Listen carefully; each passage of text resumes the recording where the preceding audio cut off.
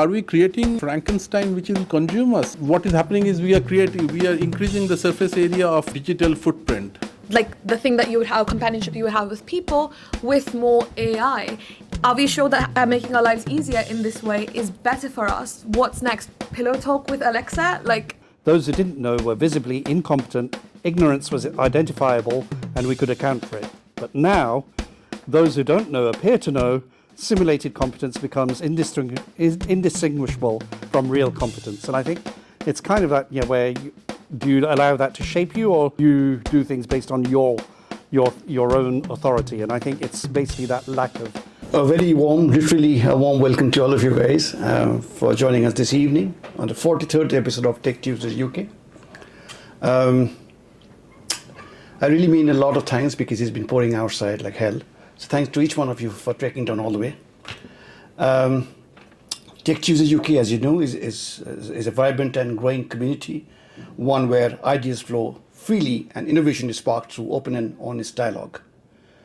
Today's episode is particularly special as it marks the conclusion of Season 3 of Tech Tuesdays UK. We look forward to welcoming you back on the Season 4, scheduled on the 17th of March 2026. At this point, I would also like to extend a sincere thank you to, and a well-deserved round of applause to our hosting partner, Reedsmeet, for their continued support over the past few months. Unfortunately, I don't think we have anyone from Reedsmeet. She was supposed to be here, but anyway.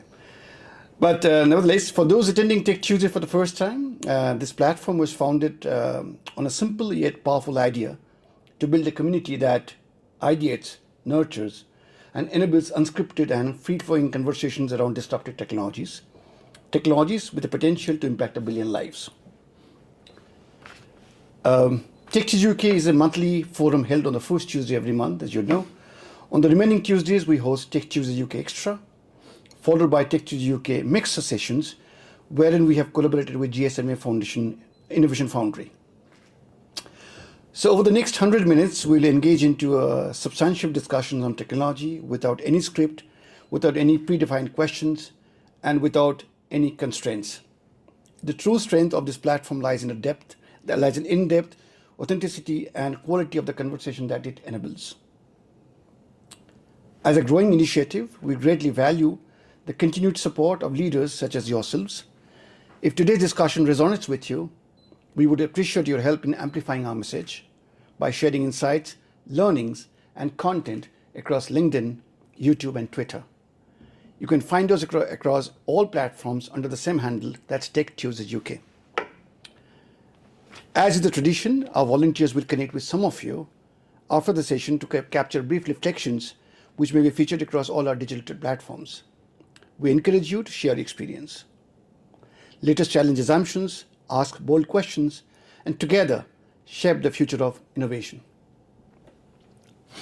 Now turning to today's topic, which is ambient computing, we are privileged to be joined by an esteemed panel of speakers whose insights and perspectives promise to make this a highly engaging and thought-provoking discussion.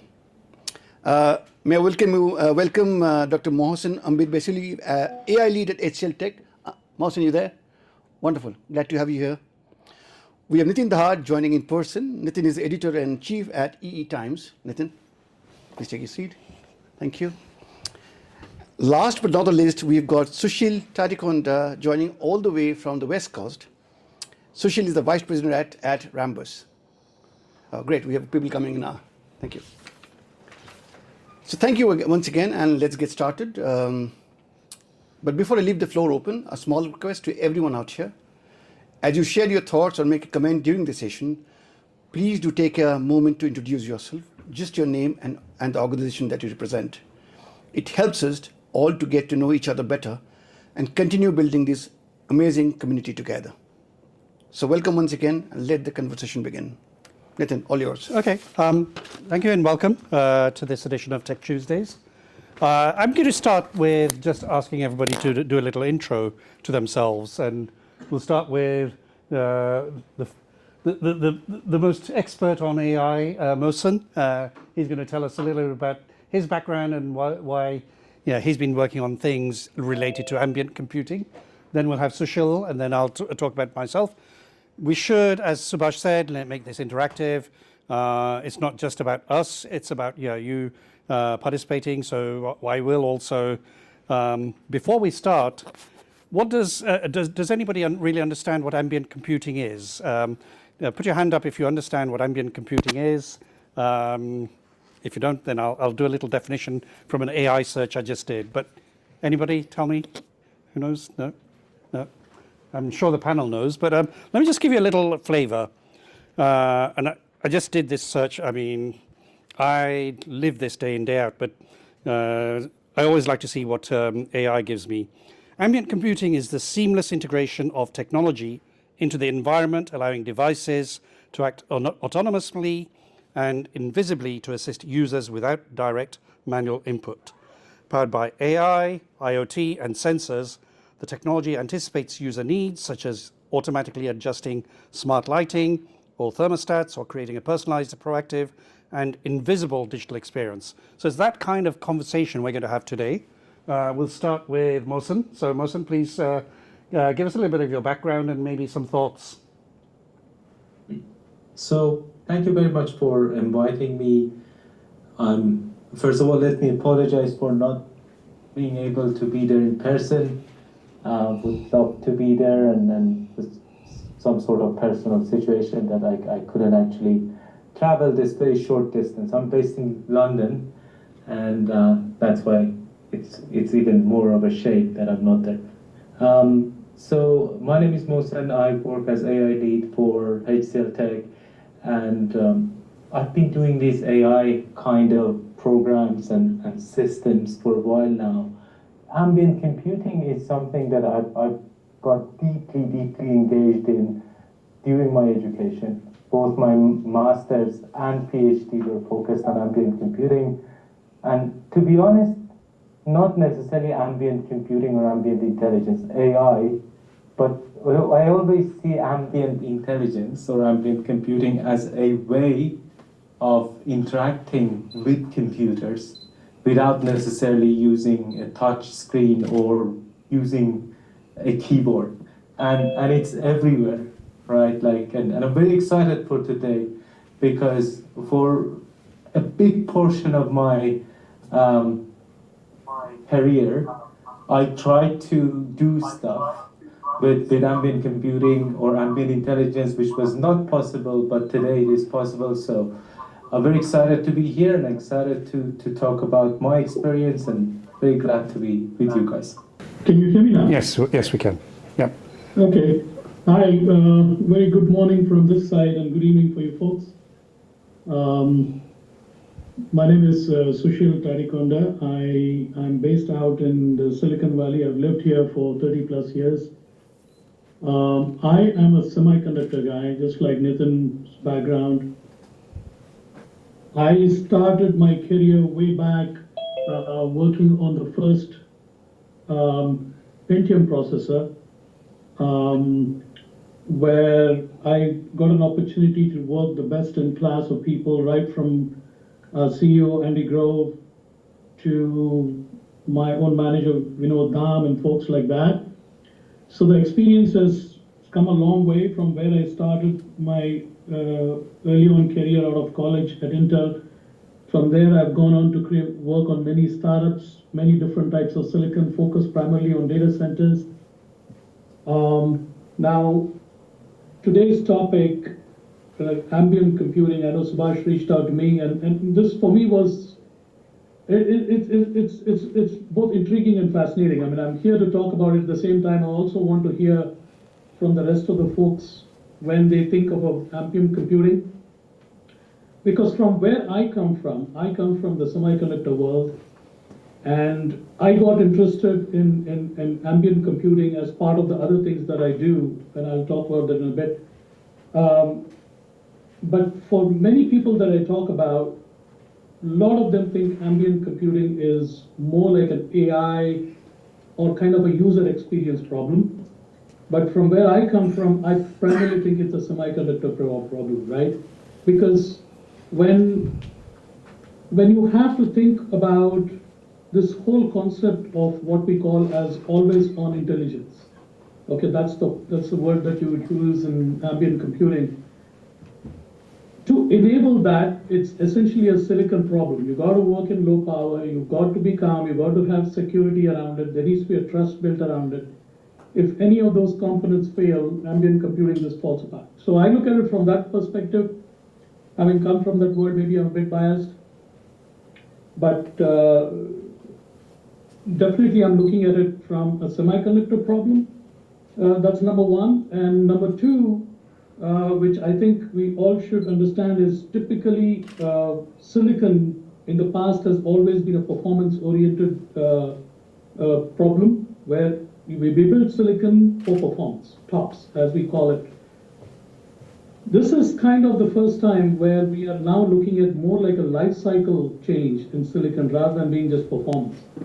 You know, and we can talk about what we mean by life cycle and all, but essentially it's just a transformational way of viewing silicon from the ambient computing perspective. Okay. I think many of you have seen me speak here before, but I'll introduce myself again. Nitin Dahad with... I'm editor-in-chief of EE Times magazine, which is the world's leading publication for the semiconductor and electronics industry, headquartered from the US. I've been in the industry, semiconductor industry and electronics for 41 years, and I've been doing this role for a few years. So what I think I see is a lot. I travel around the world. I spend a lot of time in Silicon Valley, as well as China and Asia and Europe.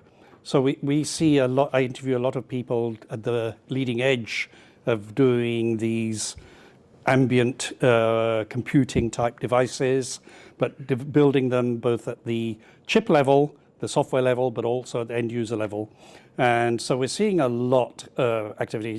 I was just at CES in Las Vegas, and the big thing is obviously robotics right now. But if you are looking at robotics, you're looking at a lot of intelligence in something that's like a car, but it's maybe battery powered or it may be whatever. So you need all that always-on intelligence, as Sushil was saying, in that robot.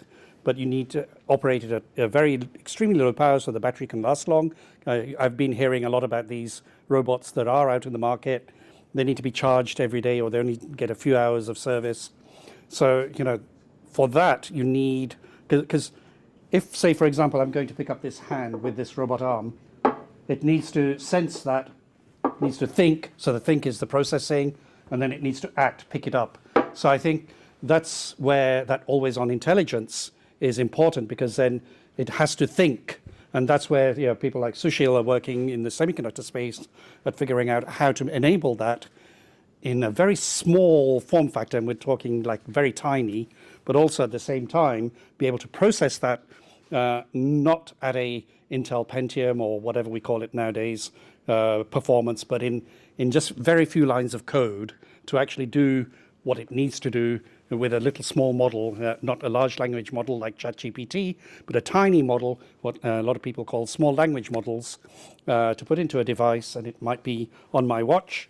It'll read my heart reading. It'll say, okay, well, I've processed this and it's outside of the norms that we've been seeing on average, and you need to maybe look at getting seen or whatever. That's that always-on intelligence. That's processing. But for that needs to be like always on. So this battery, I charge every 2 weeks or 3 weeks. So this is actually quite good. There are some which you need to charge every day, like the iPhone. So all of these are putting intelligence in. So I think my thing maybe we could just discuss is maybe at a high level, talk from Mohsen's experience on some of those areas where he's seen, for example, the smart homes. We have a lot of the CEOs of the electronics industry talk about being able to go in and your lights will go on and it'll sense your presence and lights will go on. The heating will go on 20 minutes before you arrive. It's sensed your vicinity to the house, and it'll put on the TV, the lights, and whatever else you need to do. But that's kind of the smart home concept, which I think Mohsen has written papers on, and be interesting to get Mohsen's view. I guess first let's let's think about these. When we say systems, there are always multi-layer entities, right? Like they're different layers. They're actually, so ambient intelligence, if you think about ambient computing, and if you read the literature, it sounds like something that could have been solved in 1980s, right? I'm not even making jokes. So when you read it, you're like, okay, what is the issue? We have had sensors for a while now. We knew how to do these things. But in reality, things are a lot messier than it looks like. I think a couple of new things that have happened, as you said, small language models, transformer-based decision making, the edge computing, all those kind of things. But let's think about what is it that exists in these systems, right? Roughly speaking, the first layer is perception layer. Now, perception includes sensors, and these sensors could be cameras, microphones, could be RFID, could be binary sensors, all those kind of things, right? And let's assume smart home as an example, because smart home is a typical smart office or smart home or smart, I don't know, a place that a doctor sees patients, right? Like that environment, right? Perception has its own complexities, but I think it's in a rather mature state. So what by that I mean is sensors are okay, right? Like there are a lot of interesting sensors out there, and a lot of there are privacy concerns, truly, for some of them, but roughly speaking. The second layer is context layer. And context layer is basically the initial understanding of these sensors. And this is where things get a little bit more complicated, right? Like, but by that I mean, when you think about context, you suddenly realize that, hey, there are a lot of different data, but it's not as simple. So if I've spent a lot of time, so if you look at my name, coming up with ways to do activity recognition inside smart homes using AI. What does that mean is fall detection. What people are doing. Are they eating breakfast if it's in a smart home, right? Are they talking? Are they watching TV? And it is not straightforward because homes are not straightforward, but people are not doing stuff. And real life has its own different ways of things happening. Admittedly, now we have a level of general intelligence that I couldn't have even dreamt about in 2016. But again, still there are things here. There is an agency layer as well. And the reason that people call these things agency is a fancy name. You guys are all working in corporations and everybody is selling you agentic AI. And by that, what I mean is, if you have these sensors, if you understand the context, you can reason and act, for example. You can have agency. We used to call them a lot of actuator layer, a lot of other stuff. An agency normally comes with a couple of different things. The agency layer requires to make decisions, and it also needs to be able to change the environment. And to add insult to the injury, normally when we talk about ambient intelligence or ambient computing, there is always a lot of governance issues. And I, strictly speaking, think this is a separate layer in that whole thing. And that's where Sushil, you and everybody, Nitin, right? Like you guys know, it is one thing to have super processing capability in a cloud, right? And being able to run GPT 5.2 in OpenAI, but it's another thing to give GPT 5.2 all the data of things that are happening in my home and also capabilities of changing stuff at my home. The fact that majority of people would probably feel a little bit uncomfortable, and I admit that I have Alexa in this thing, and I know that it will turn on. It's listening. That changed the perception of these things. So governance is a huge problem. It has always been a huge problem when we talk about ambient intelligence. Now, I'll stop here. I just wanted to paint you a picture here, and from a practitioner's point of view, from a person like me, I'm coming from purely AI background, right? I'm the guy who works on algorithmic stuff. The problem has always been a system problem, right? Like build a thing that's scalable, and there's a saying, and for my education, I traveled all throughout the world searching for different real smart homes, and I ended up in Atlanta for a while because they had very good smart homes, and Georgia Tech. There is one thing to be able to build a smart home as a geek like me for yourself at home. It's entirely something else to build something that everybody can use.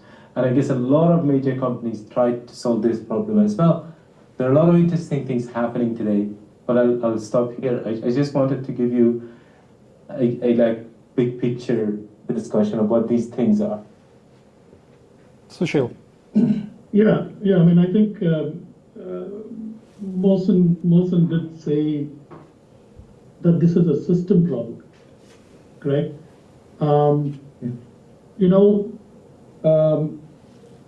If I think about ambient computing as such, I would define it as a system that essentially is adapting to who you are.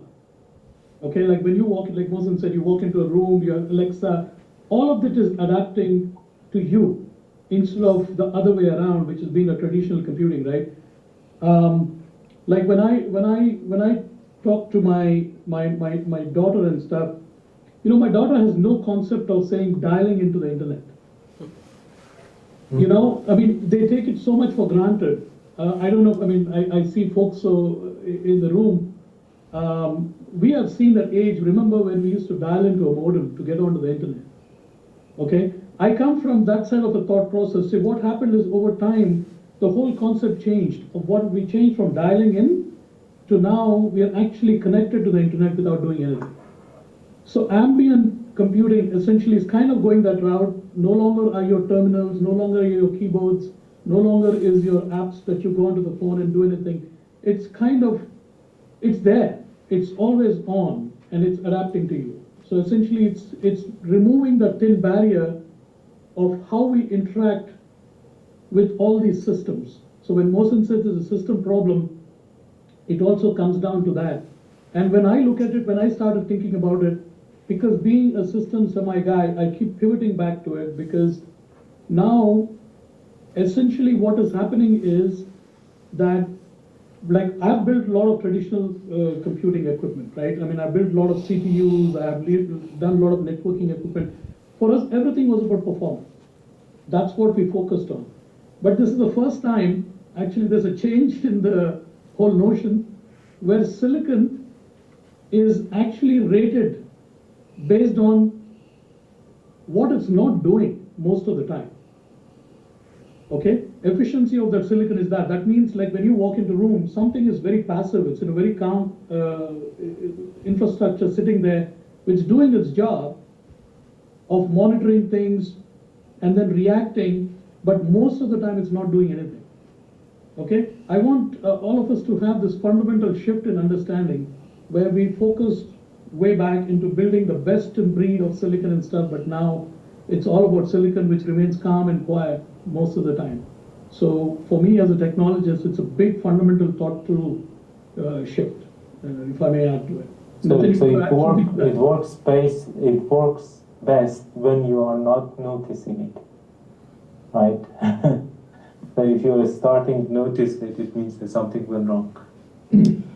So I think what Mohsen said is quite interesting because it's when you don't notice. One of the best demos I've seen from it's not a CEO, it's a CTO of a company called NXP Semiconductors, which came from the Philips sort of regime many years ago, and it's like one of the top sort of European chip companies, along with ST Microelectronics, Infineon.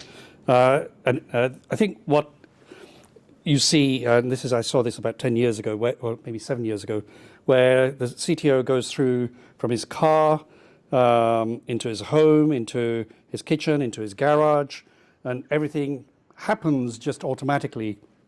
And he was demonstrating a specific technology called ultra-wideband technology.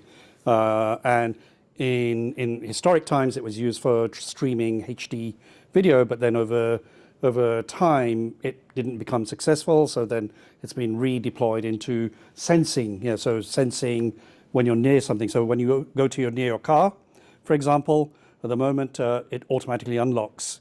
So that's, well, if you have a newer car. The older cars, you still have to put the key in, I guess, or the fob. But a lot of new cars now, and basically that's based on that proximity, and this ultra-wideband technology enables that security so that you can't get those relay attacks, for example, that somebody will intercept the radio signal and then go and sort of your keys sitting in the kitchen.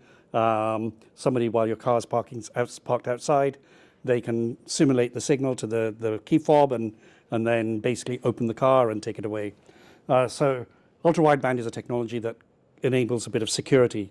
Now, the reason I'm talking about that, and we're talking about ambient computing, is there's ways of using technology like the communications technology we talk about, IoT, to sort of sense and then act. So the lock opens, for example, but with more sophisticated systems in your home.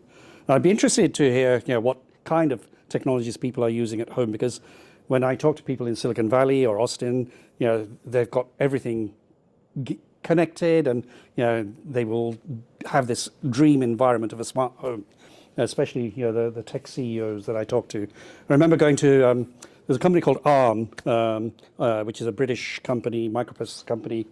One of the founding CEOs was Robin Saxby. In 2008, I interviewed him at his house, and he was showing how he'd put all this technology to do all this stuff in 2008. And I think most of you are talking about, well, it was very different then. But the thing is, we've always had it, but I think what's happened today is you can now put it into an earbud. You can put it into your heart rate monitor. And a company called Ambient Micro, I interviewed the CEO just a couple of months ago. Mm-hmm. They are actually doing really well on wearables and robotic arms, because they can enable that intelligence through just always on computing and very low power. So I think where we've come from where we were, so Sushil was talking about performance. When you were buying computers back in everything from the 90s to 20s, 2010s, or whatever, you'd always go for the latest Pentium processor or the fastest or whatever. That was because you're putting compute on your desk. But now what we're doing is we're putting compute on our arms, our bodies, our devices. So you need to be really small. It's not about performance anymore. It's about power consumption.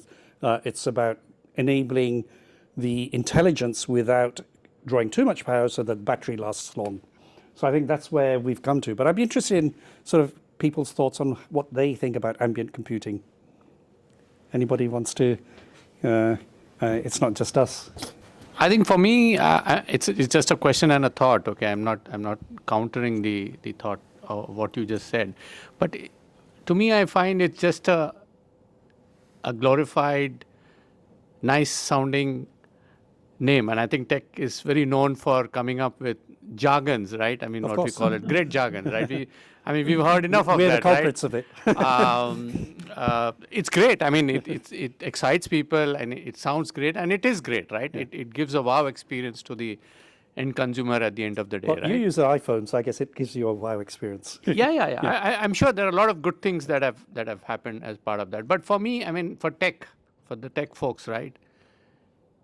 It is nothing but bringing a couple of equipments together. You have sensors, you have IoT, you have APIs, you have some hardware.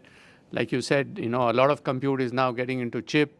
We talked about with AMD computers, we said, in-memory computing. Now we're saying AI on the chip, right? So it's of course the maturity that the hardware has come up today.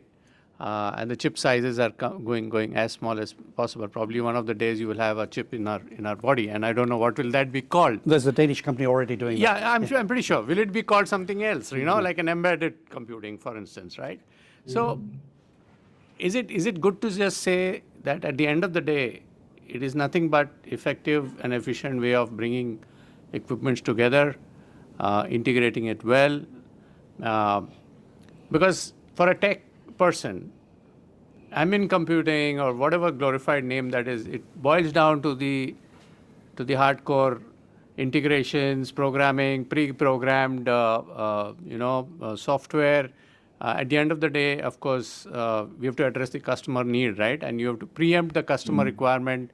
You pre-program it, bring it into the system, and give a wow experience to the end consumer, right? Giving that thought, I mean, is it okay to say that it is just a glorified name or a new jargon, and it is nothing but just bringing systems together and integrating it in an efficient fashion with, of course, sophisticated components which have been evolved over time. Because I know, like you mentioned about internet, right? Dial into internet. The modems used to be like 9.6K. I've done it myself. Yeah. We used to do dealing. We used to dial in. We used to hear those different sounds. That sort of raising of your heart blood pressure to get that. I mean, we've come through, knowing how the hard disk sounds and whether it starts right or not. Yeah. So we've come a long way from that, and now today you have hard disk as in a chip, right? So the evolving technology is there, no doubt about that, and that is what has brought in superior computing, I would say, and efficiency that has brought in. But I'll stop here. Maybe is that just left to integrations, or is it really something sophisticated? No, listen. I want to address this because I think a lot of response. so. Mohsen, let me just make one statement here. Yeah, go on. I mean, I appreciate the question. The way it sounded to me, I took my dad to show him the Grand Canyon. And my dad being my dad, he goes to Grand Canyon and said, "You took me all the way to see a bloody hole in the wall." Right? That's what he said. So, I mean, pun intended, right? I didn't want to belittle what you said. But to be saying, listen, it's just a collection of technology items to solve it. I think the name could be whatever the name is, okay? Ambient, the name itself reflects something about the use model. I think we need to focus on the use model, right? The use model essentially dictates your technology. Like you can go and, as you said, I could pile up this component, that component, integrate it and make it won't work. Because the thought process is different. As I originally said, ambient computing, I mean, as I said, the name sounds right, but let's say somebody came up with it. But from a conceptual perspective, what you're thinking about, as I said, is silicon which is not doing anything. It's just sitting idle there. It's a completely different paradigm shift of thinking itself, where you just can't bolt components and say, okay, behave it like this. It doesn't work, right? Even from the way we build silicon, you need to think about something that works at ultra microwatts. Yeah. Which is not doing anything but still alive, and it is sensing. And the second aspect, which Mohsen also alluded to when he talked about security, the whole notion of trust, which is a big thing in this. That's why we do root of trust and trust-based silicon and stuff like that, right? We wouldn't think of that if you were just bolting components. So the use case has made a shift, a paradigm shift in how we build these components. Okay, I think I wanted to make that point. Mohsen, please, sorry, I cut you. Mohsen, you go, and then I have some views. Yeah. I just want to say something, because I guess this is a fair point, and look, you make it as computing and ambient computing and all those kind of names. Let's just, and again, from purely application layer, there are many different paradigms here. One is interface-centric computing, which is such a common thing that we call everything is interface-driven computing, almost everything, right? Like from the moment that you take a phone,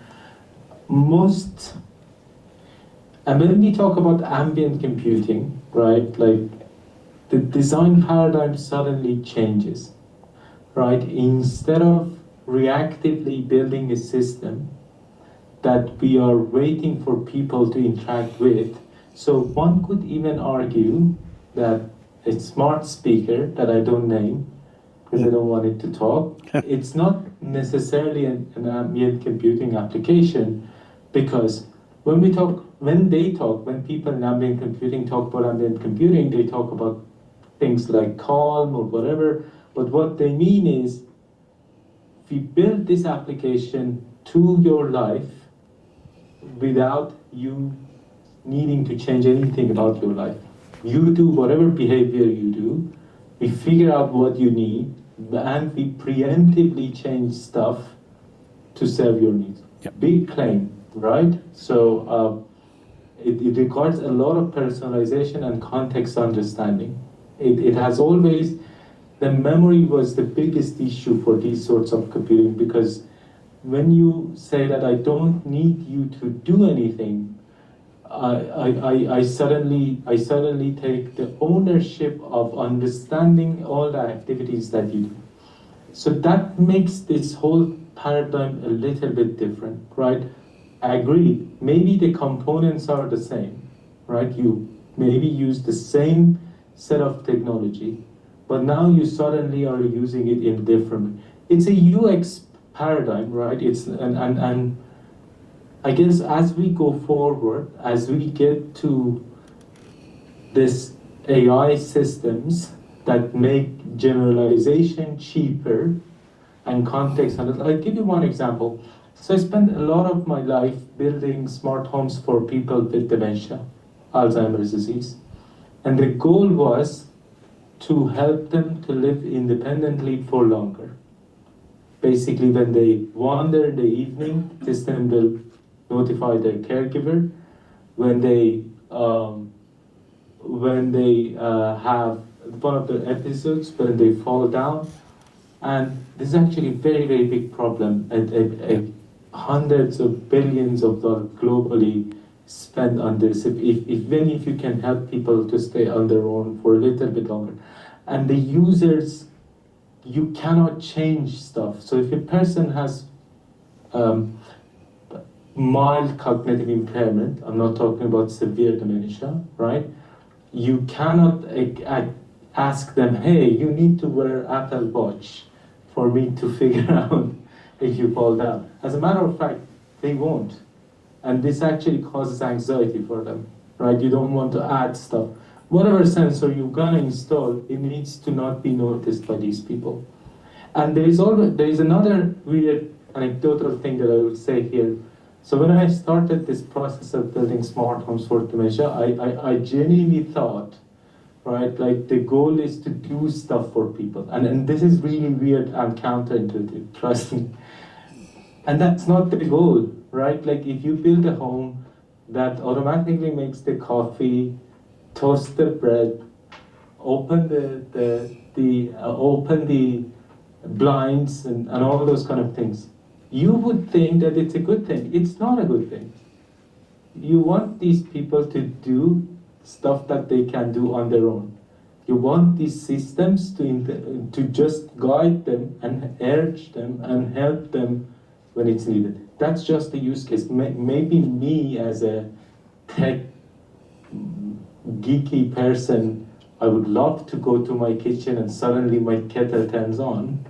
That's not something people like, right? Like it's a behavioral atrophy, right? Which you don't want to see. So what you said is true in a level of like technology, but this whole paradigm, I think it started around 1980s. There are a lot of like books written here, and Philips that you mentioned built a lot of interesting things there, right? Like in terms of whatever, the lighting, the hardware. The whole idea was to actually change the whole interface centricity around, right? Like, sorry for the long rant. I just wanted to explain something which is kind of, I think, hard for me to explain. Sorry. So, Sorry, there's someone wanted to speak, so share his thoughts. Yeah. Daniel, you there? Hi, yes, I'm here. I have been enjoying catching what I've been able to catch while I've been in transit. Actually, yeah, when Mohsen was talking about the smart home at Georgia Tech, it made me smile because I had done, throughout my undergrad, about 20 years ago, my human factors and aging research at Dan Fisk and Wendy Rogers over there. But yeah, overarchingly, I guess, picking up some of the different threads, I'm just curious, some of the thoughts about like the human behavioral changes. And when we think about, you know, like there have been different reflections on intergenerational components, you know, so like expectations and how these devices change our expectations.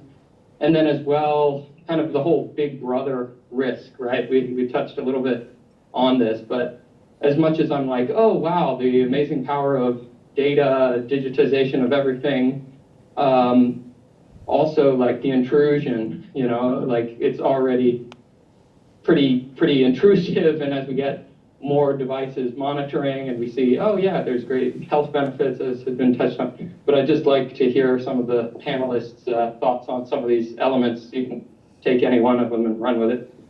Thanks, Daniel. Can you also please introduce yourself? Share a bit about yourself. Oh, yeah, sure. So I have an AI company called GoLLM. We take feedback data like customer satisfaction, employee engagement, and we turn it into reporting. And so when we think longer term about the development of our platform, Dave, which we already deal with some multimodal stuff, you know, photos, audio, if you have interviews, we can synthesize all that stuff. So, you know, I'm a proponent, I'm building that kind of future, but then there's another part of me that, like, I think about young people today and I just feel sorry for them because of the intrusion of like the digital life everywhere, everything so intrusive. If I were a young person, I'd just be miserable, I think. Because of course, you know, you can't, you're like, it's panopticon. I mean, it's 1984. Like, I just wanted to go back to, before we do Daniel's question, I wanted to go back to what Mohsen was saying about fall detection, for example. Now, we've tried this. My mum suffered, you know, major stroke. She lives at her home, and we tried to make her wear a fall sensor. When she did, it was giving so many false alarms, and that was one of the early ones about 4 years ago, where there was no intelligence. Now, what this ambient intelligence, or whatever we call it, coming to your point, if there was a little process, if there's a little processor in there that said, okay, well, if this is like, it will work out what's a false alarm and what's not, and then it won't keep going. We used to get calls at 2 a.m. in the morning, and she can't speak because she has aphasia. So I'd have to go at 2 a.m. in the morning to a house and figure out it was a false alarm. So I think, yeah, that's kind of like what the ambient computing, or that if that sensor had some intelligence in there, that would have solved maybe 80% of that issue. I'm not saying 100% because nothing's perfect. So I think, yeah, it's the other point I wanted to make was you talked about all the different terms. The CEOs I speak to today in the chip industry, they talk about edge AI, edge intelligence, which is the same thing. We've been talking about, I think there's a Taiwanese CEO, not Jensen, he's American Taiwanese, but another one.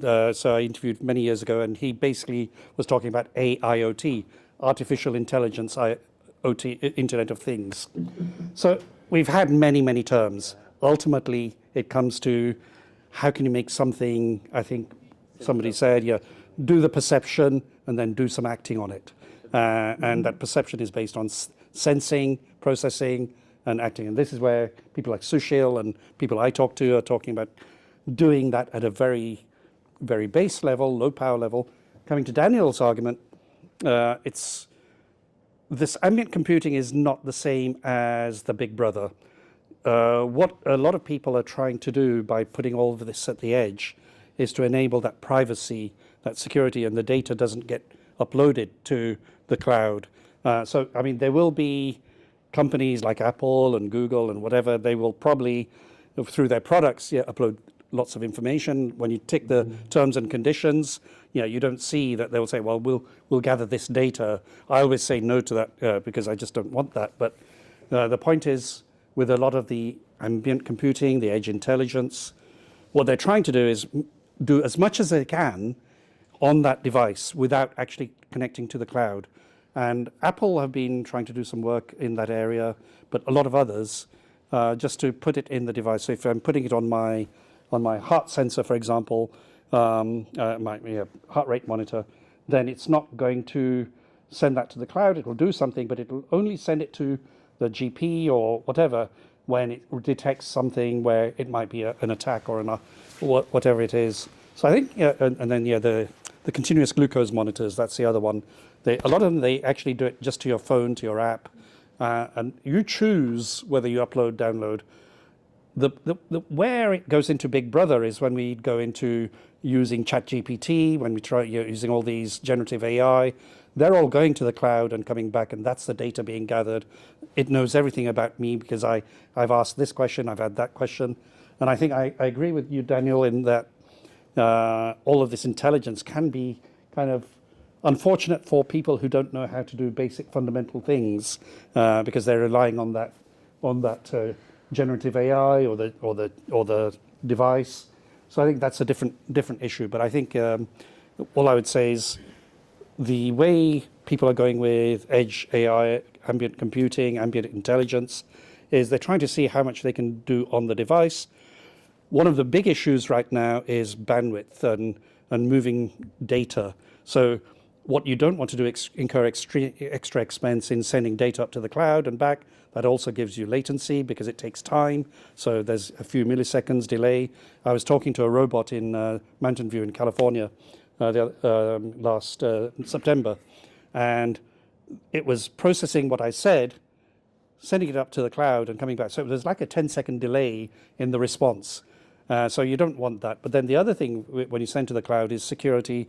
So you need to secure that data. So how better than just do it all locally and only send what's needed up to the cloud or to the portal or to the doctor or whoever it is, or to Apple or Google when it's necessary, because it's part of that broader app that might tell you, okay, well, these are the trends. So anyway, I think it's a long way of saying, I think we're talking about different terms when we talk about Big Brother. Ambient computing, edge AI, edge intelligence is all about trying to keep it out of the cloud, out of the Big Brother. No, but there's an issue. The road to hell is paved with good intentions. I think this is it.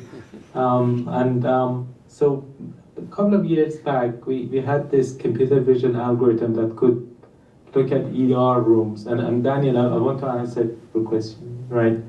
And I was working in computer vision back then, right? And the idea was that, hey, it's a West Coast-based clinical place, and they said, hey, we want to check the ER, we want to see the number of patients that are coming in. The whole reason here is to load balance them, right? We have different rooms, different people. We need to be able to put more people in. And initially, the whole idea was around patient management, right? And there was no intention of doing performance analysis, like people's performance, like actual employees, right? And I pushed this a lot because you could actually save a lot of money by figuring out the areas of the ER that needs improvement, right? Like, or there's a hot spot there. Most people are sitting there. Seems to be like that level of anonymized analytics could be very helpful to provide better service. But I think the problem starts with people, right? Like, so at some point somebody would come and say, hey, now we can identify who are the people who are our employees.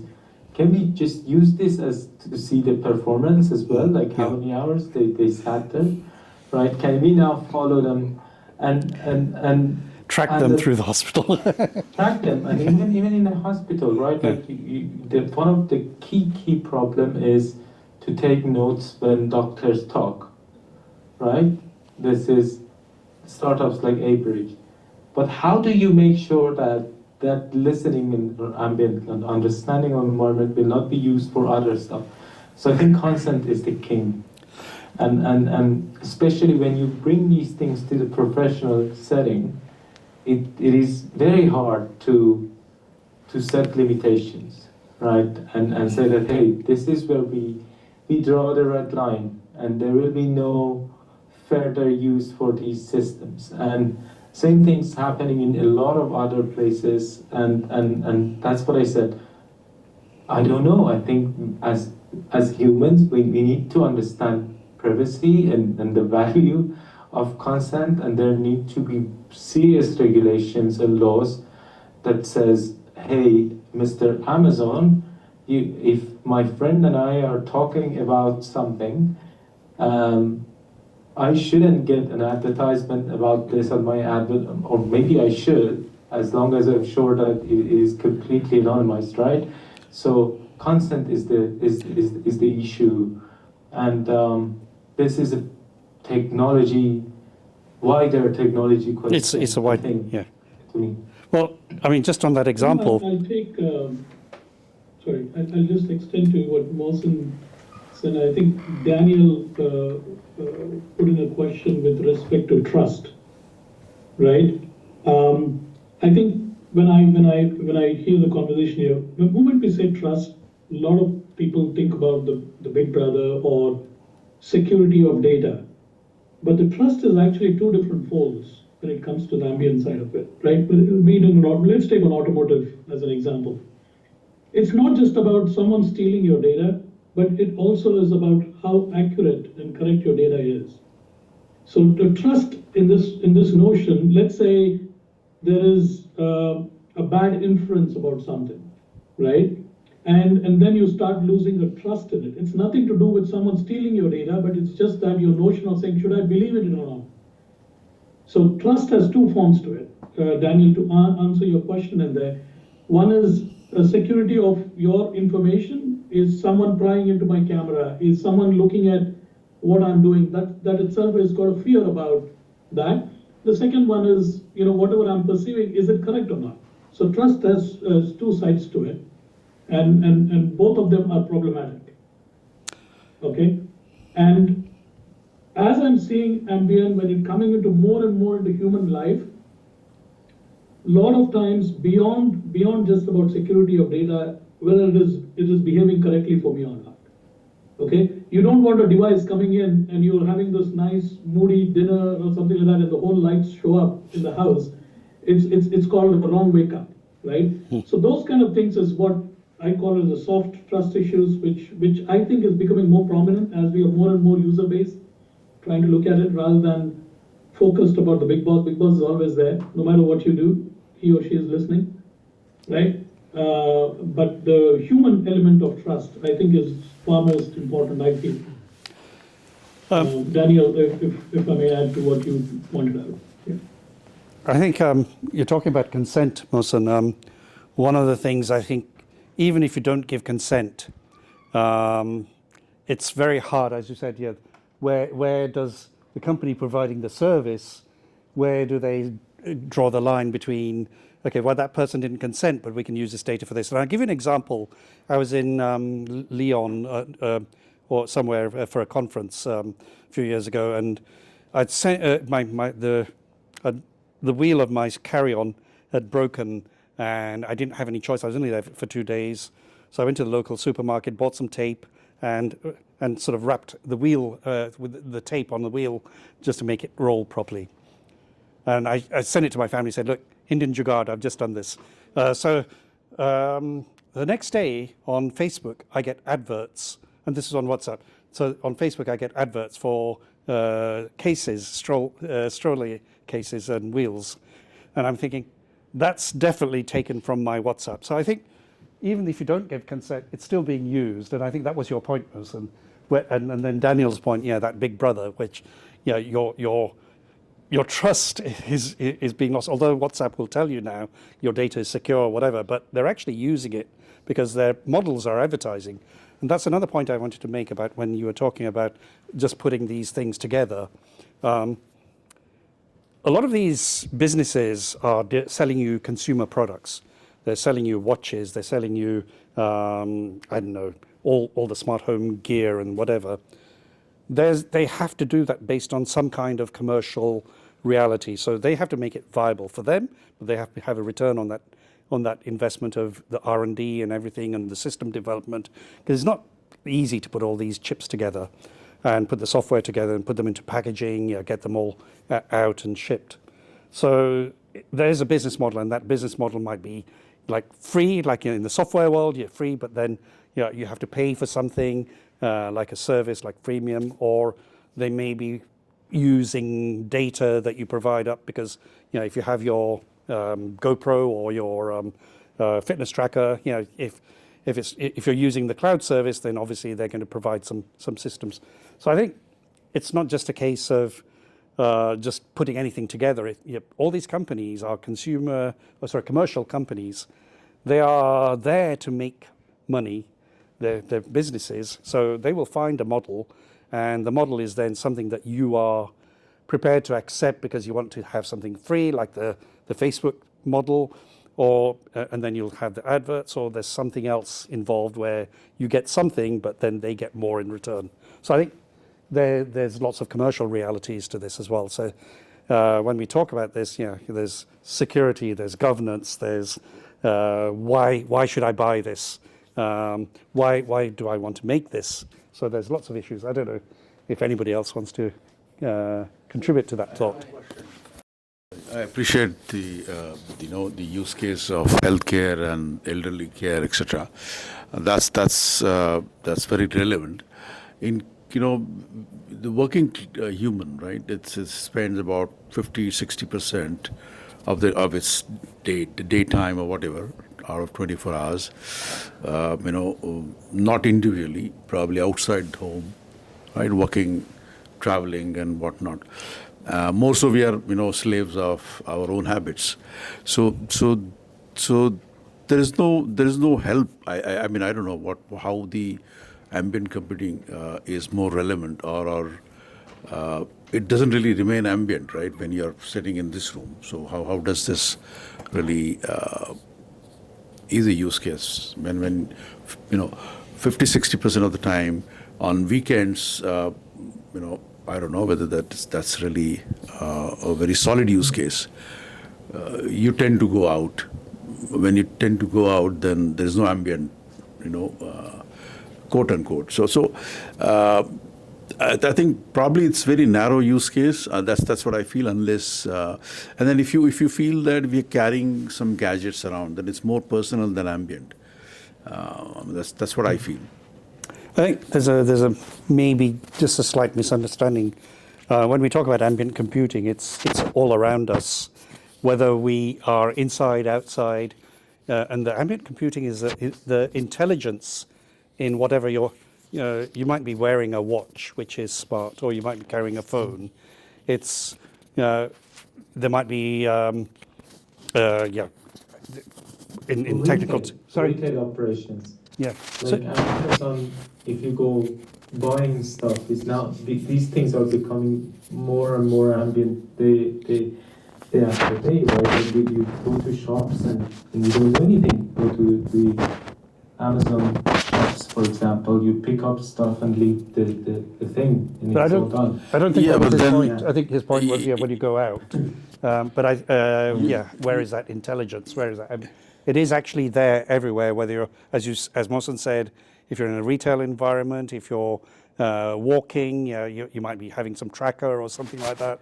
But there's no experience that if you go to Amazon and if it starts, helping me in my shopping, to what extent? And there's no experience of shopping. It depends on, you know. You might yeah. as well really, talk to Alexa and then say, hey, Yeah. deliver these. Yeah. So I mean, it's a bit of, I don't know, it's too much of an edge compute maybe. Yeah, there's always this angle to the technology, right? Like where to be. And so one of the key discussions has always been, are these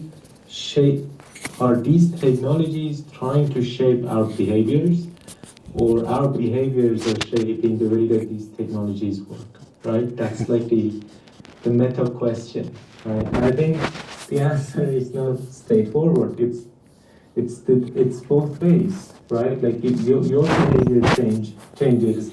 Like when I go to the tube, I pay with my watch.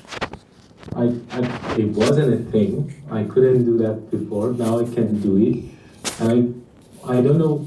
Sometimes I go out and I don't even have a wallet or a bank card with me, which is, I don't know. It changed my behavior. I used to carry a bank card all the time, but I no longer do. It's a very nuanced thing. It doesn't matter, right? Like, or when I go to Amazon Go shops, right? Like I pick up stuff and in 30 seconds I'm out. I don't really long for the experience of being in a queue to pay with the self checkout, so I don't miss that experience. But in some cases, you're absolutely right? Like you might be changing stuff in a way, right? Like that people actually liked, right? That I didn't want this technology to change the way that I go for a walk or something like that. Sorry for, yeah, I see a lot of hands there. Right? Hi, go ahead. Yeah. Hi. Yeah, sure. Yeah. Thanks. Hi, this is Prithvish. I'm a data and AI professional at Tata Consultancy Services. Okay, so it's very interesting discussion that is going on, and I think one of the participants mentioned about the integration. Sushil has also briefly talked about trust, and Mohsin also stated about privacy. Okay, but what are the biggest, I think, real world barriers today? Okay, when I'm saying the real world barriers today, in terms of the maybe 4 things, and all the 4 things are very important. One is, of course, sensor accuracy, integration, privacy, and trust. Which one, according to the panel, is, I'll say that it's underestimated, or all of them are very important, but how will you prioritize them actually? Because all these 4 things that I mentioned are important, but in terms of the prioritization, which one will actually put, or maybe you can rank order them. I think you have to look at a use case to figure out. I wouldn't be able to say this is more important than the other one. You have to look at the kind of use case, right? In certain use cases, as I said, your security of data is not at all relevant. Okay, in which case, what is important is the feel that you're getting. Okay, that becomes a pivotal thing in that one. In some cases, it's about medical data that is being transmitted. You're worried about some security aspect of it and things like that. So you look at the use case and figure out. I don't know how to say one is more important than the other, because the accuracy of something. Let me put it this way: if your sensor accuracy is not there, everything else beyond that is irrelevant. Yeah. You understand? So for me, as an engineer, I always look at where things start. If the start itself is a problem, then everything downstream becomes a bigger problem. So you can put your engineering hat to answer that, or in a different way to answer it is based on the use case. You need to figure out which ones are relevant. And I think just on the use case, at CES in Las Vegas, I tested glasses for the blind.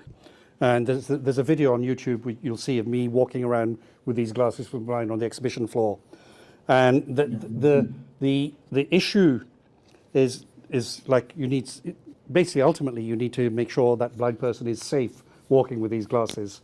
So the sensors, the cameras, all of those are important. So sensor integration, but also at the same time making sure that data is accurate that you're picking up, and you're not going to be walking into a lake, for example, or a pond, maybe just because it looks flat.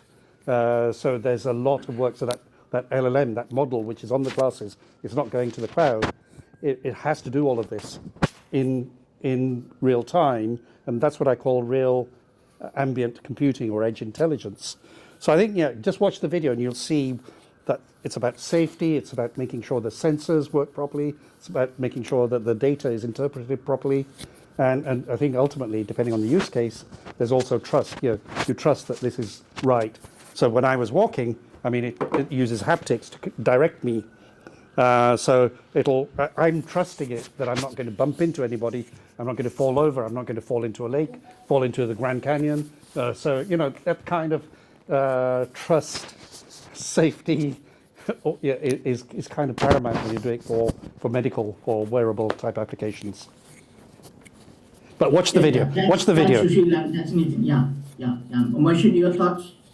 I think trust is key. I think if you cannot trust the system, it's just altogether. But to be honest, use case matters, but overall, people need to be able to trust that these things would work when they need them to work, because unlike the interface centric as an opposite of ambience, right? Like that you rely on me starting the application.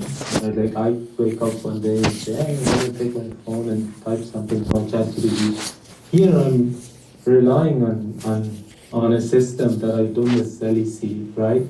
So that I would say that makes if this is an alarm system that's supposed to do something, if a burglar is in my home and it doesn't do, I don't trust that it does its job.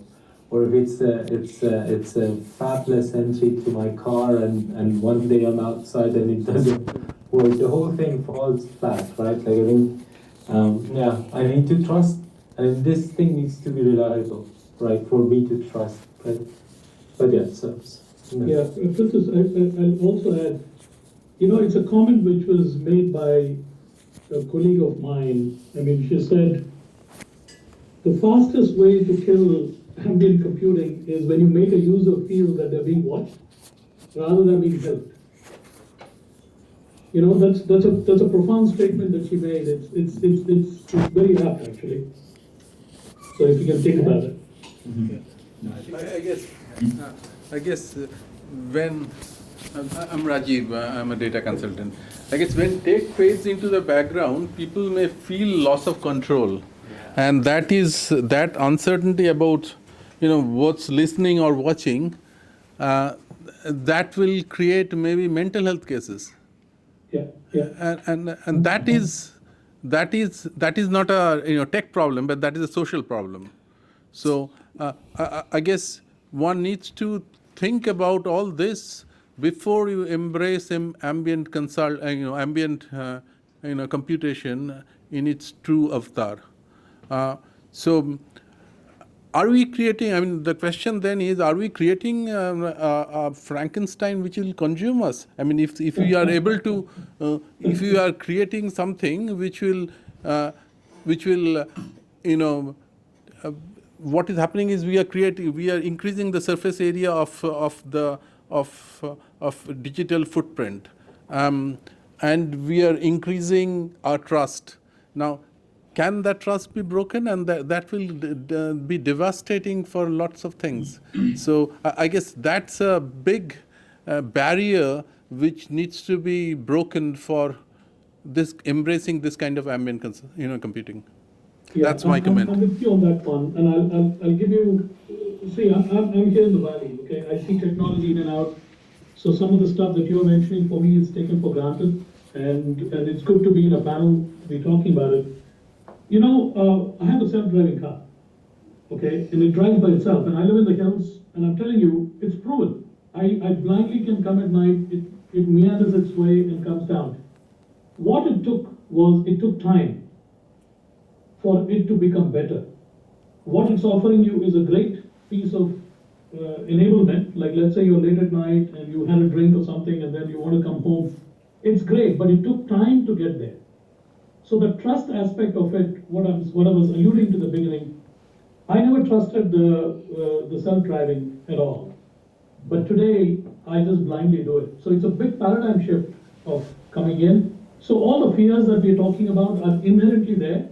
The moment you expose yourself to the camera, someone's looking at it, the fears are all there. But the trust factor is building, and at some point it has to mature, it will mature, when it becomes just a norm for you. Just as I said, dialing into the internet, just connecting to the internet, right? It'll become a matter of fact, and I'm a big believer in it, being here in the Valley. So it'll take time to build that trust, but that's on the right path. I went a couple of times from Santa Clara to San Francisco, full self-driving in a Tesla on the 101 and in the city. I mean, you have to have a little bit of faith in the system, but also, like, as I say, trust. But at the same time, you do. I've been in Waymos many times in Phoenix and San Francisco, and sometimes it's been safer than human drivers. One of my taxi drivers in San Francisco, when he was driving me to the airport, he said, "You know what? These self-driving, they'll be safer than many drivers." But he was saying this, and he's a driver, so I think it's that trust in that technology. But coming to the other point, I think that's made is, I think you made, is it was a question earlier about, is technology shaping behavior or behavior shaping technology? It's a bit of both, but with the digital generation now, I mean, you and I might be of a different generation, and we have some fundamental understanding of how things work. But there's younger people, and I'm not going to point people out in the room, but they may not understand those, and then they're being shaped by that technology.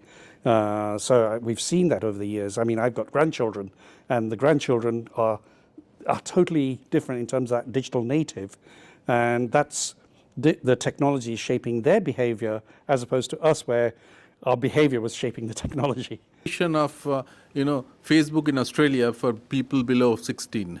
So that's the effect, which because of which the technology needs. They don't allowing the people to embrace the technology, and whether it is good or bad, I don't know. But this is a effect of this kind of. But I think behavior. Facebook is the least of the worries. It's not about Facebook. It's about using, and we're talking about ambient computing. And I know Piyush has been having his hand up for a long time, so I'm going to let him speak. But I think we're talking about ambient computing, which is a bit different to using social media, and I think the ambient computing is just things that shape your behavior. Yeah, I mean, I guess. Let's be Piyush there. Yeah, exactly. Much appreciated, actually. Very interesting discussion. I actually feel bad for raising my hand to interrupt the discussion there. Right. So see, personally, I think I'll throw my sense and then I'll ask my question. It's not a question of choice here. I mean, this ambient computing in whatever form is coming to us. Right. In fact, I think it's coming quite slower than what I would imagine. Right. So we talked about the Google glasses like 5 years ago.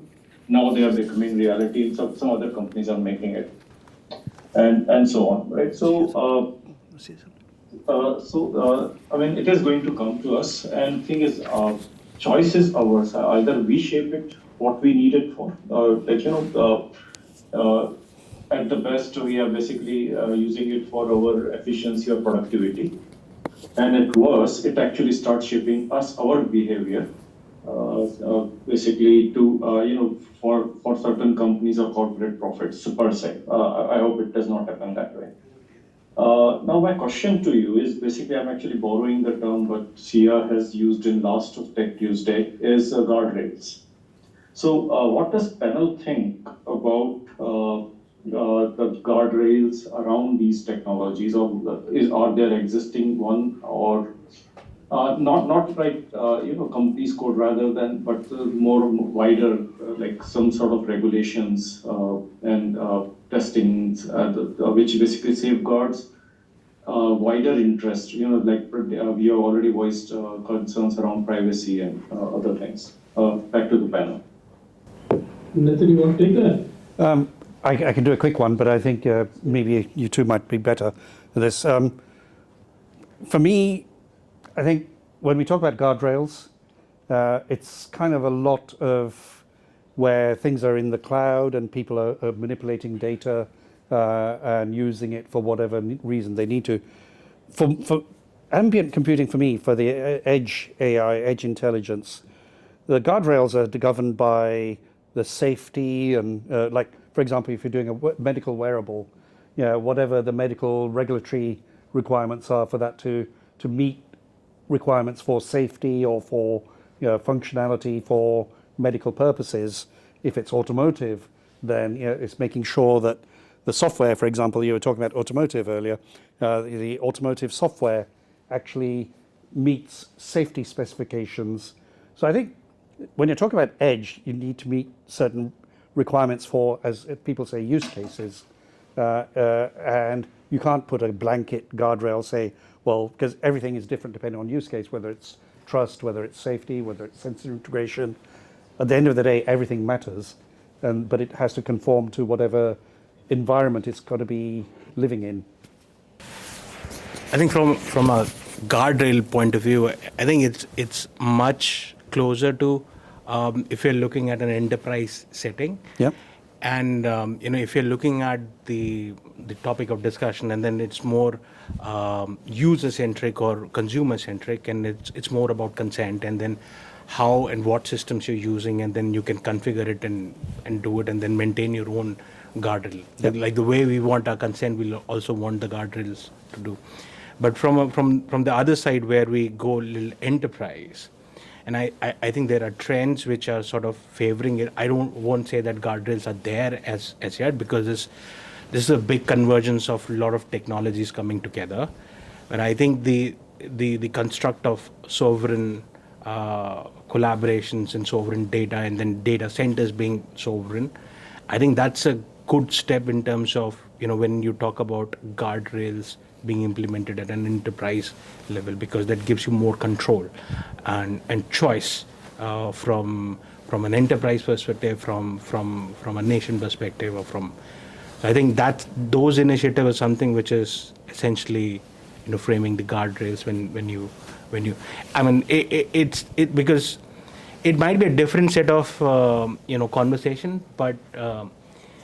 Even if you talk about ambient intelligence and compute, essentially we're looking at convergence of a lot of smaller things coming together, and that's what is fascinating. But I mean, the point that I wanted to make was that guardrail comes into perspective when we go enterprise wide. Yeah. And I'm Abhinav. I'm part of HCL. I work with Dr. Mohsen. This first time I'm interfacing with him on the other side of the screen this way. We've always been on team calls or in office together. Yeah. Thank you, everyone. Yeah, I think on guardrails, as you said, especially when you look at data governance and stuff, some of them are by design. Okay, I'll give you an example. When you have cameras, you know that automatically it filters out, blurs out the faces of the people and stuff. That's a governance. That's a baked-in policy that we're looking at. And in some of the cases, let's say I'm trying to have a camera which is looking into a bathroom or something like that, and you'll see it getting blurred out. That's part of the inbuilt rules. So all these guardrails, yes, they're evolving, but they are all part of the inbuilt rules that are being put. And you cannot discount the human in the loop when you're talking about, you'll hear the word human in the loop.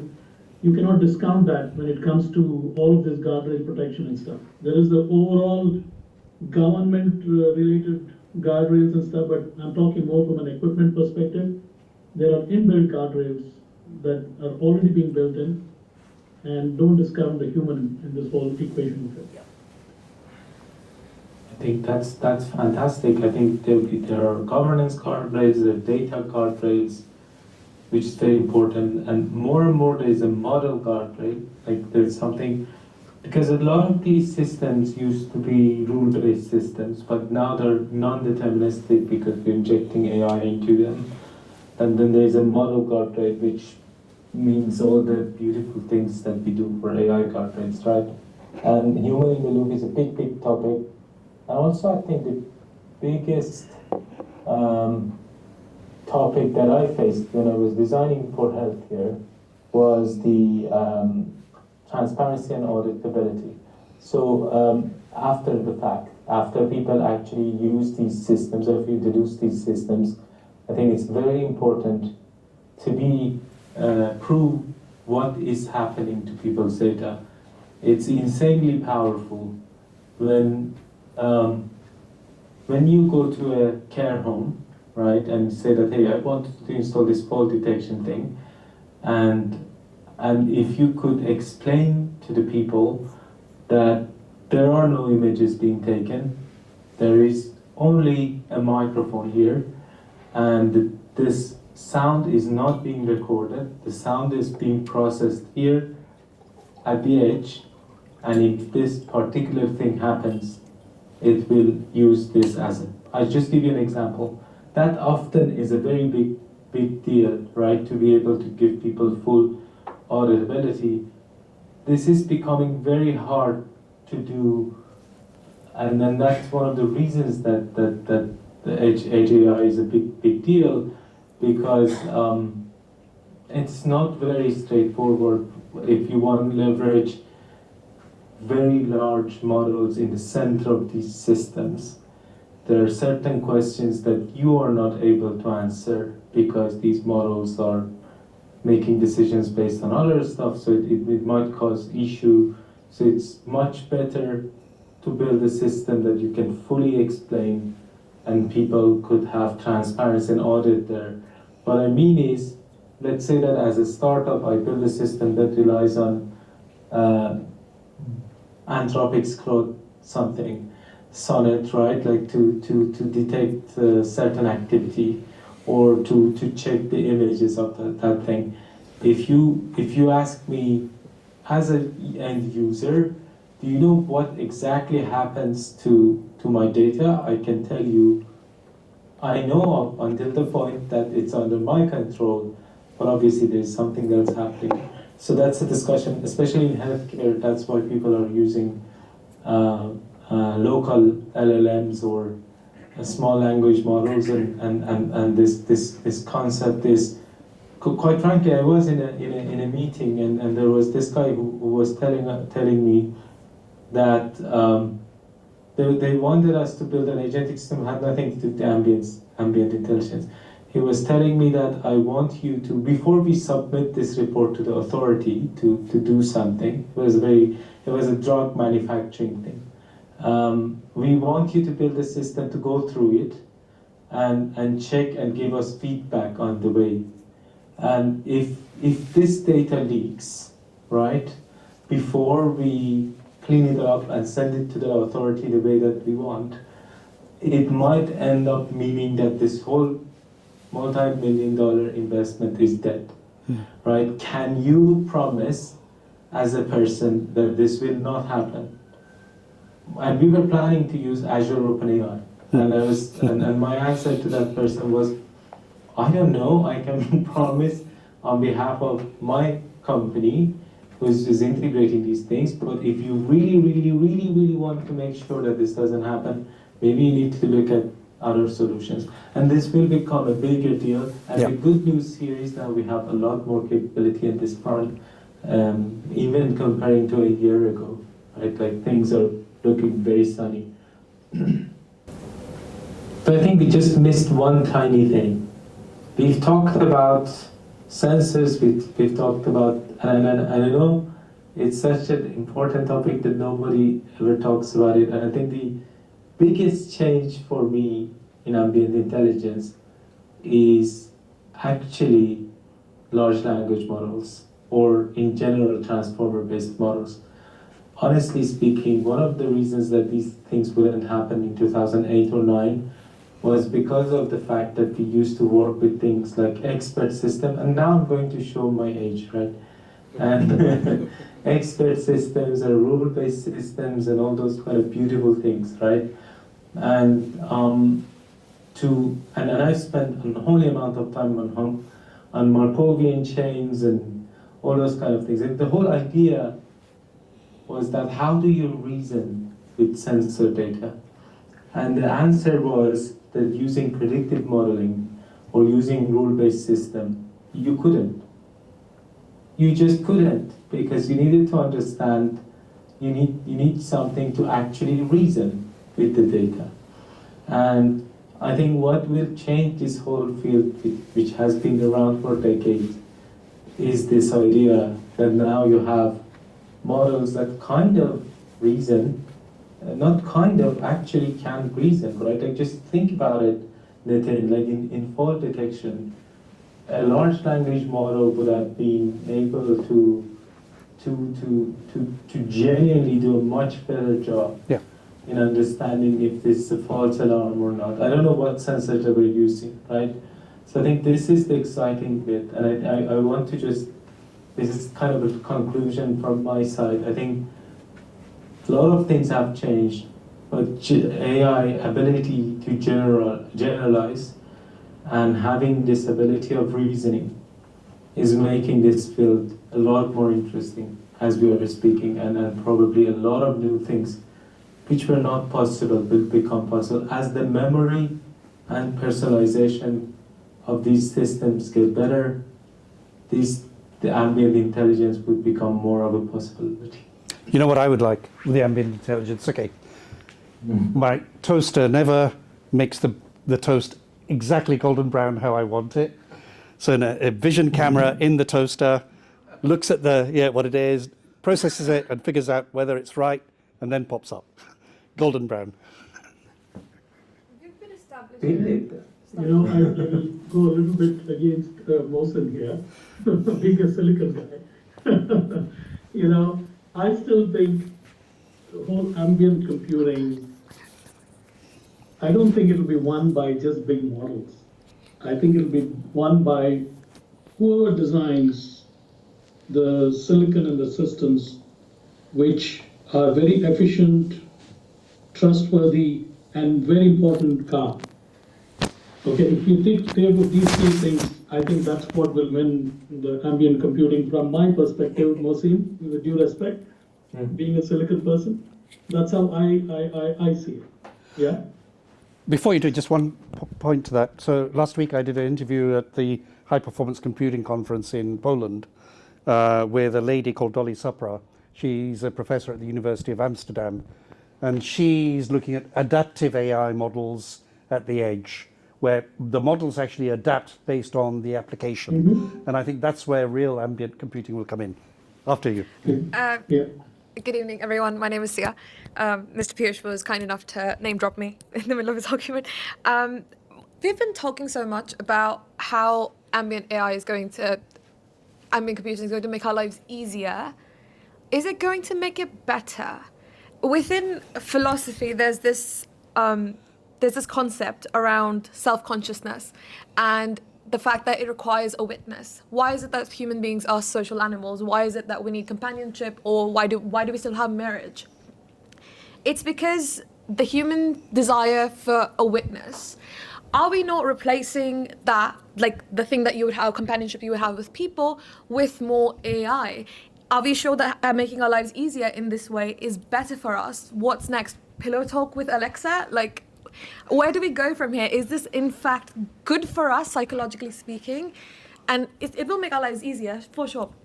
Is it going to make them better?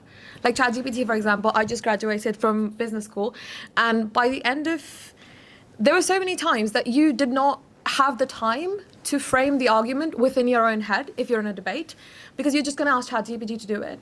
And what that does for your cognitive behavioral atrophy, I feel like that really needs to be addressed in a more humanistic form, because we keep talking about how the end user is what we need to be focusing on. Because I don't think this is a particularly healthy thing, a healthy development for human psyche. Any comments on that, please? So the reason I'm looking at my phone is there was a slide from a presentation last week at the computing conference, and she talked about, and I'm just going to, while the others talk, I'm going to find the slide, but just give you an example. A lot of people ask me in this age of Zoom and Teams and everything, why do I travel? Why do I go to all these conferences? I did 100 plus flights last year, and not good for the environment, but why do I travel? Okay, my job, my work, my role, whatever it is, requires me to talk to people face to face to understand what's going on. You don't get those cues from a Zoom call or a Teams call. That's not answering your question directly, but I think it's maybe what I'm trying to say is and I'll find, when the others talk, I'll find this slide and quote it to you, but it's about how you allow AI to shape you, and I think it's been discussed earlier, and how you keep that consciousness and your own beliefs strong. And I think that's just countering to that. You said earlier that it's terrifying that the new generation, the digital natives, when they're not aware of how AI and how technology is shaping their behaviors, I would 100% argue, as a digital native myself, that it is significantly more terrifying being aware that AI is shaping my behaviors and yet being helpless in the face of it. Yeah. I mean, I can't answer that, but I'm going to find this while they talk because it's quite very, very important. Yeah, I think, I mean, AI is being used everywhere. For example, when I travel to China, from the time I get into my hotel all the way to my conference or wherever, I'm being watched. Yeah. There's some things that we cannot do at a macro level, but I feel as you as a user, it's up to you if you want to bring in this technology into your own personal life or not. Right? At a macro level, some things we can't change. The world is moving the way it is moving. We as technologists try to put in all kinds of protection mechanism in it, but some things we cannot change. But as a user, it's always up to you as a person if you want to bring this in or not, right? Like I walk into my daughter's room, everything is controlled, right? That's how she lives. I walk into my room, no, everything is still manual, right? In a way, out of old habits. So it all depends. I feel what this technology is giving you is a mechanism to make your life better. And I think Mohsen alluded somewhere, all these things come with its own headaches, right? In a nutshell, Mohsen, from what you were saying. So it's a personal choice. Yeah. You don't have to bring it in. But if you do, there are benefits of how it can make your life easier or better better in the same way, right? So there's one point, Suchit. What you said is right if both people are able to control that technology. But what happens if somebody who is illiterate is still being, a victim of something which he or she doesn't understand? And that's a problem. I don't know whether you are aware. Today, the Supreme Court of India has said Meta to, their data privacy policy is not good enough, and if they can't control it, they should get out of India. I don't know whether you have seen it. So that's those are the macro policies that are coming into shape, right? In this digital world, I mean, let me be very, very clear. I build systems to prevent intervention. People talk about DOS attacks and things like that, right? Old school way of thinking, but we prevent people from even spoofing your signal. So let's say you're a wire, I can actually listen into your wire. Yeah. I have technology, I can listen into your wire and decrypt and figure out what exactly you're talking about. So technology is there. Everybody finds a mechanism to break into technology. Okay, and that's what the beauty of technology is. It keeps evolving. We find ways to correct it, but then we always have bad elements which come in and do it. And me being who I am, I'm not afraid of it. I mean, this is life, and we figure out and we keep moving, right? Mohsen, I found this statement. Let me just say it before, because I want you to finish. But so what I was talking about earlier, it's the dark side of AI. Now, it's not about ambient, but it's about AI. And this is a professor in Politecnico di Milano. She's talking about the dark side, what no one says, but everyone feels. And it's the death of visible ignorance. So before AI, those who didn't know were visibly incompetent. Ignorance was identifiable, and we could account for it. But now, those who don't know appear to know. Simulated competence becomes indistinguishable from real competence. And I think it's kind of that, where do you allow that to shape you, or do you do things based on your own authority? And I think it's basically that lack of authority to then be able to say, I know confidently that this is what I'm doing. And I think that's what technology and AI is changing people to not understand but do things based on what the technology is telling them. Mohsen. I think this is a very beautiful statement, and I completely understand the frustration of unknown unknowns, and this is a shift. We have now created intelligent machines for the first time. I've spent a lot of my career in academia teaching people, and I genuinely agree with you in the fact that the whole assessment mechanism needs to change now. I don't know how to prevent atrophy. English is my second language, right? But one way that I've learned it was going through the education, being part of organizations, writing emails and stuff. I don't know what will happen to people now that they don't necessarily need to think so hard to write a paragraph, right? And there's an art of, like, now I write, like, ramble to my phone and ask ChatGPT to condense it to something. I used to think about the format of how to present these things. So all those things are absolutely true, and I think there is, in process of learning, there is a little bit of pain and suffering, right? I think the optimal way is you suffer a bit to learn something valuable to give it to be able to enjoy and to pass to people. And if AI takes all of those things, then that's a question to be answered. But let me just take one step back, like why I was so obsessed with ambient computing, right? Like for such a big portion of my career. Now I'm doing AI stuff, right? The cost of dementia care for the UK is £42.5 billion per year. And a genuinely big part of this could be saved if we could have people with mild cognitive impairment or early stage dementia to live independently, right? If we could actually improve help the NHS in the UK, I use UK as an example, to do the triage faster in the ER and in the UTC centers, UCT centers, or whatever they're called. That would be a very, very, very significant thing. And now we can do these things. There's always good things to spend and leverage AI and ambient AI to do. And there are some stuff that I agree with you. Not sure if they will make our lives better or not. I think we should make that choice. And companies would go wherever they will earn money. That's how companies work in a capitalistic system. And I'm pro that. I think as consumers, we need to be a bit more educated and try to think about the longer term consequences of our choices in our lives and other people's life. It sounds very politician-like and very high horsey answer, but I genuinely feel like this is a very, very interesting topic on its own, but very good point. I agree with all the statements.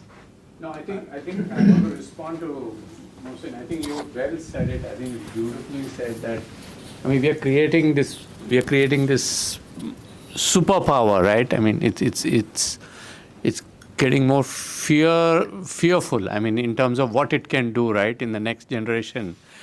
I think more than the technology evolved, I think that will anyway happen, and I think there is no stopping, But the other element of responsible use, or we talk about responsible AI, right, or the right use of AI, or the big bang for the buck, like Mohsin rightfully put it. I mean, there is no two ways that we have to use this super powerful technology to bring in medical discoveries, drug discoveries, or improving the life of some of the care examples that Mohsin mentioned. But there is really no need for us to do something which is really not required to be done, right? And that's a very delicate balance, because how do you stop it? Who will stop it? So, but it's an important thing, and I can tell you with my experience, right? I mean, we all know that AI or maybe AGI or all the technologies that we are talking about, even before we adopt it, right, it's important to reflect and say, why will you implement AI and where will you implement AI, right? And if it's in an area which intrudes privacy of an individual, or if it's really not giving the benefit of a good cause, I think the regulator or the policy should really stop it. And I think that is what countries and global organizations are trying to do, to not allow implementation of AI in some of the very sensitive areas. It's more a global and a macro purpose. But I think it's for us individuals to also, when we build a product or we build an LLM, let's say, we will build it in a way to make sure that we don't create a nuisance product which will unnecessarily take away the charm of doing something, in a different way, right? So I mean, I'm pretty convinced with what Mohsin has mentioned, and it's up to us to see how we with our spirit follow the good practice of bringing technology for a good cause, right? So you say that because you're sitting here in London, in Europe. Let me give you some perspective. When you said responsible, it depends what your definition of responsible is. When I go to China, I think Sushil mentioned it, when I go to Shenzhen, like when I speak to people there, they say, all this surveillance, anywhere you go, you're surveilled. Every point of every bit of your life is watched. And that's that ambient AI, whatever you call it. Big Brother, I think as Daniel was saying. But when I speak to people there, they say, I feel safe. And this is societal perspective. In China, they say, okay, we feel safe because like if we go out, we leave. I was having coffee with somebody in a hotel, and they left their AirPods there. And they said, oh, I forgot. Okay. But anyway, it doesn't matter, because even if I go and come back tomorrow, with cameras everywhere, they'll be watching, and that will still be there tomorrow morning. So I think in Europe, we're very skeptical. In the US, in Silicon Valley, they're very gung-ho. Sorry, Sushil. They're like, just go for everything. But in places like China, and I don't know others, I mean, I don't travel everywhere, but you do get that, the citizen saying, well, I feel safe. That is true, Nitin. In China, in fact, even you feel that. I'm not kidding you. When I travel there, I feel. On one hand, yes, they're watching you and all that, but you pretty much say, because moment you talk to anybody, they'll tell you they can locate you in 5 minutes, no matter where you are. Yeah. That's how fast they can trace you. From the time you enter the country to wherever you go, they can trace you in 5 minutes. So, see ya. See ya. Way, but at the same time, when you talk to people, different level of, I would say, I don't call it maturity, but no freedom, I would call it. I mean, that's what you say. For them, it's freedom. Yeah. But you ask common people out there. Is there freedom? Is that not just like supposed to keep dissenters down? Is that not supposed to, if the government has the power to surveil everyone, then anyone who speaks against the government or those in power or the people with power of this technology, if those people are able to access everyone's personal lives, they're able to access what they're saying, what opinions they're talking about to other people, what they're trying to build a community for, is that not just an impediment for any kind of dissent, any kind of rise, any kind of rebellion against all of the political powers that are in place today? I don't disagree with you, but my point is this is what people say. I think you're all in agreement on that one, right? Because, see, information is power, right? And people have knowledge about you or anybody, they can use it however they want, and you're right. But I'm only saying that we cannot prevent it. Yeah. We can do it to an extent. So but today, I mean, you're slave to. I'm assuming you use things like Facebook and TikTok and Instagram. So I think you're slave to that already. They have that power over you. If you look at the Brexit, if you look at all the elections around that time, they're all governed by what these big authorities were pushing at you, micro-targeting your preference and then making sure that you vote in a certain way. We're already having that, and that's people in control using that power. And that's why there's so much extremism nowadays. So the way it's gotten us is nowhere pleasant to be. All of the ways that they're using this power, it's not the, if there's a right direction, if that's not the right I would love for you to be president of whatever. Thank you. I think it's something similar. We talked about the dial-up modems. I think we've been in that similar situation. We've not given you the answer that we were looking for, right? Agreed. I don't think But there is the right answer. But it's something similar to what we saw when we saw dial-up modems coming in and then the internet coming to us. There were a lot of things that we could do, and there were a lot of things that we should not have been doing with the internet at that point in time, and cyber cafes, and So we've been through. It took some time, and there will be options available to us with technology also maturing and governance coming in. There will be time. So I think we don't have the answer right now, but it will be. So, I mean, I've been in this industry 41 years. I would say technology is both good and bad. It has its good sides and it has bad sides. But with all good, there's always going to be a bad. It's like Newton's laws. Yeah, every action has an equal and opposite reaction. That's what I.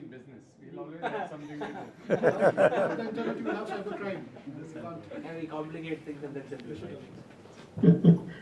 You know, it's hard for us to, at least for myself, to hear, but I can hear some good discussion going on there. Okay. But I can also feel someone's sentiment on this. Listen, I'm young. I'm supposed to be passionate. Good. She's going to do the next talk. Of course she is. Good. You know, to be very... Nitin said technology creates opportunities, both good and bad. You just have to take it in the stride. So, at least in my childhood, I know for sure, and people who come from that part of India will recall, there was a particular topic which was constant in all the exams. Is science a blessing or a curse? I'm 53, we're still debating on the same issue. Is technology a blessing or a curse? Great. There's something I just wanted to share, and this is going to be off Facebook, off YouTube. When I started today's particular episode, I was a bit apprehensive. Reason? Because we did not have too many people. We have probably more number of people on Zoom, less in person. But I can safely say after 1 hour, 45 minutes of discussion, we've really stuck to the core philosophy of Tech Tuesdays. Less blackheads, more grey hairs. Well, I think thanks to each and everyone out here for this interesting, engaging, and engrossing discussion. Thanks to Nitin. Thanks to Sushil. And of course, a big thanks to Mohsin for saying I'll do this in spite of the whole recovery process. Now, before I just sort of wrap up a few more questions. Sushil, this is the first time you're joining, and it's the first time we've interacted. Maybe a direct question to you. What has been the experience so far? First time in Tech Tuesdays. You're on the camera. No, it was a little bit unsettling to start with because it even makes it difficult when I'm sitting on here and I can't see the emotions being shown on the other side. Sure. That's one aspect which I miss, being remote to this one. But otherwise, I love it. As I always say in these kind of panels, I tend to learn more because the perspective of others is kind of contrarian. And one subtle thing, as I said, I live in the valley. I live and breathe technology here. This is what we do. But when I talk to folks from a different place, it's always very interesting the kind of points they bring up, the nuances, the subtleties that are brought up, which makes me think different. I may respond right away in my own typical manner, but it makes me think afterwards. But there is a different perspective, and that's what I could gather from this one, right? It's nice to see the perspectives, and which also makes me reflect on my own, I take it for granted kind of a notion. You know what I mean? Yeah. So it's nice. I appreciate it, and thank you so much, guys, for giving me this this platform. Thank you. Thank you so much for joining, Sushil, once again. And yes, couple of quick pointers. Of course, please stay back for your bites, which is part of tradition of Tech Tuesdays. This is, of course, the last episode of season 3 of Tech Tuesdays, the 43rd episode. We're going to come back with 44th episode on the 17th of March with the new season, that's season 4. And this is going to be taking place at the GSMA Innovation Lab, which is on the other side of the road. And yes, please sort of keep us, follow us across LinkedIn, WhatsApp, and all of the digital touch points to know more about Tech Tuesdays UK. Wonderful. Thank you once again, Nitin. Thank you, Mohsin. Thank you, Sushil. Have a great evening and morning for you. Thank you. Bye. Thank you very much. Thank you.